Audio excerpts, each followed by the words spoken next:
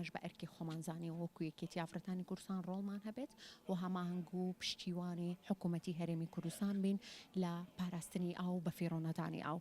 ئێمە وەکو یەکێتی ئافرەتانی کوردستان لەژێر دروشمی ئاو بپارێزە ژیان بپارێزە هەڵمەتێکی سەرتاسەریمان ڕاگەیاندووە لە هەرێمی کوردستان واتە لە زاخۆ هەتاوەکو خانەقین و ئافرەتانمان کردوتە ئامانج لەو هەڵمەتەیە.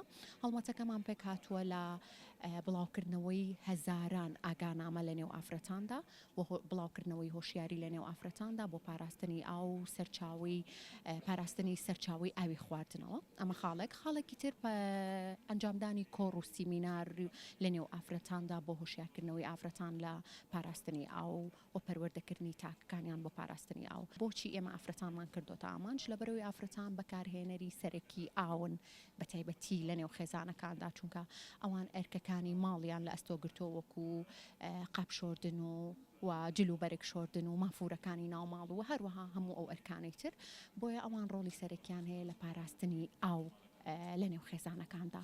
گرنگە ئەوان ئاو بە فیڕۆ نەدەن بە تایبەتی و ئاوی کە سەرچاوی خواردنەوەیە. و خاڵێکی تر ئافرەتان ڕۆڵی سەرەکیانەیە لە پەروەردەکردن وەکو مامۆستایەک لە نێو خێزانەکاندا پشکی شێریان بەرکەوتووە لە پەروەردەکردنی تاکەکان بۆیە گرنگە ئەوان تاکەکانی دیکەی خێزان و منداڵەکانیان واتە جیلی داهاتوو بەو شێوازە پەروەردە بکەن کە ڕێز لە ئاو بگرن